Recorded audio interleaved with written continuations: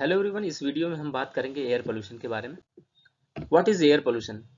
Presence of harmful substance in air, मतलब air pollution.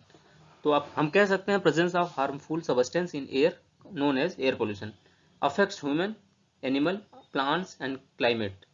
किसी भी चीज को अफेक्ट करता है, ह्यूमन को, एनिमल को, प्लांट को, चाहे क्लाइमेट को।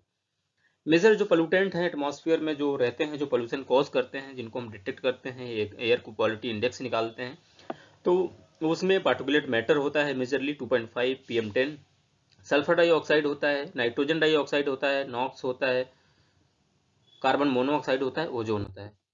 सोर्स ऑफ पोल्यूशन क्या हो सकता है? मेजर जो सोर्सेज हैं वेहिकुलर मूवमेंट से जो भी हमारे पेट्रोलियम यूज होते हैं उनकी वजह, इनकम्प्लीट कंबशन की वजह से जो भी कुछ निकलता है। इंडस्ट्रीज है, इंडस्ट्रीज में कोल यूज होता है, वहाँ पे अलग अलग जो हमारी प्रोसेसिंग यूनिट है, जो भी हम मटेरियल बना रहे हैं वहाँ से डायरेक्ट डिस्चार्ज होता है, इमिशन होता है एयर में, वहाँ से पोल्यूशन होता है। बर्निंग ऑफ फॉसिल्स फ्यूल, जो फॉसिल्स फ्यूल की बर्निंग होती है, जो कुछ घरों में जो खाना बनाते हैं या हम ठंडी में आग जलाते हैं या कहीं पे फॉरेस्ट फायर हो जाता है, वहाँ से बर्निंग ऑफ फॉसिल्स फ्यूल से निकलता है। कंस्ट्रक्शन एक्टिविटी जहाँ होती है, जो भी मटेरियल यूज़ करते हैं उसमें पार्टिकुलेट मैटर बहुत लार्ज अमाउंट में निकलता है कंस्ट्रक्शन एक्टिविटी के इर्द गिर्द।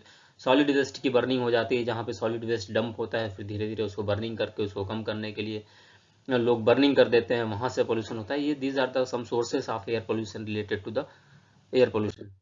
टाइप ऑफ पोल्यूशन, दो तरीके के पोल्यूशन होते हैं, एक इंडोर पोल्यूशन होता है, दूसरा आउटडोर एयर पोल्यूशन होता है। इंडोर एयर पोल्यूशन जब किसी भी घर में खाना बनाते टाइम या घर में कुछ प्रोसेसिंग के टाइम या घर में पेंटिंग के टाइम जो पोल्यूशन होता है वो इंडोर एयर पोल्यूशन कहलाता है। आउटडोर एयर पोल्यूशन तो आप हर कोई जानता है कि जो भी वेहिकुलर मूवमेंट है, इंडस्ट्रीज है, ये आउटडोर पोल्यूशन का, जो चिमनी से धुआं निकलता है, ये आउटडोर पोल्यूशन का सोर्स है। Effect of human health, human health में इफेक्ट क्या होता है? बहुत सारे हेल्थ इम्पैक्ट हैं। हम शॉर्ट में देखेंगे कि कुछ रिस्पायरेटरी डिजीज हैं जो कि एयर पोल्यूशन से तुरंत हो जाते हैं। जो भी हम इनहेल करते हैं, जो भी पार्टिकल्स होते हैं, पोल्यूटिंग एयर होती है, हम इनहेल करते हैं, रिस्पायरेटरी डिजीज होती है, आई इरिटेशन होता है, अस्थमा हो जाता है, हार्ट डिजीज होती है। और इसके अलावा बहुत सी पर्टिकुलर स्पेसिफिक डिजीज है जो पर्टिकुलर केमिकल के चलते होती हैं, वो हम आपको दूसरी वीडियो में डिटेल में बताएंगे। Effect of the environment, environment पे क्या इफेक्ट होता है? अगर ज़्यादा टेम्परेचर बढ़ रहा है, ज़्यादा फॉरेस्ट फायर हो रहा है, कटिंग हो रही है, डिफॉरेस्टेशन होता है, इसकी वजह से हमारा ग्लोबल वार्मिंग बढ़ता है। फिर ज़्यादा अगर सल्फर डाइऑक्साइड, सॉक्स निकल रहा है, नॉक्स निकल रहा है, तो वहाँ पे एसिड रेन कॉज करता है। तो एसिड रेन भी हमारा एक तरीके का बहुत बड़ा इशू है आज की डेट में। डैमेज ऑफ क्रॉप, अगर ऐसी चीज़ें होती हैं फिर धीरे धीरे हमारी जो क्रॉप्स है वो डैमेज हो जाती है, भूखमरी होती है। फिर क्लाइमेट चेंज होता है, जब सर्दी है तो सर्दी नहीं पड़ेगी, गर्मी है तो गर्मी नहीं हुई, बरसात नहीं होगी, तो धीरे धीरे ये हमें हर एक इंडिविजुअल को परेशान करती है। Climate change, pollution, air pollution. तो धीरे धीरे क्या होगा, जब हमारा क्रॉप डैमेज होगी, क्लाइमेट चेंज होगा, धीरे धीरे हम भूखमरी का शिकार हो जाएंगे। एयर क्वालिटी इंडेक्स, फिर इसकी बेसिस पे हमें एयर क्वालिटी इंडेक्स निकालना होता है। मेजर ऑफ एयर क्वालिटी, अलग अलग स्केल होते हैं, जीरो से लेके 500 स्केल बना हुआ है। वो जीरो जो होता है वो 0 to 50 होता है, गुड होता है। फिर 500 जो होता है सीवियर होता है।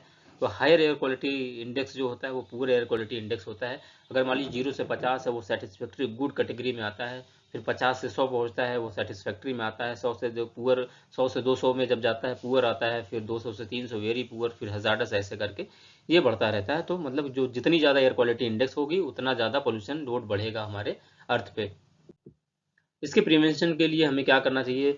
Use public transport. हर कोई जैसे गाड़ियाँ ले लेता है, हर किसी के पास 4 व्हीलर है, व्हीकल है, तो वो पब्लिक ट्रांसपोर्ट यूज़ करेगा तो वो फ्यूल कंजप्शन कम होगा, तो हमारा एयर पोल्यूशन कम से कम होगा।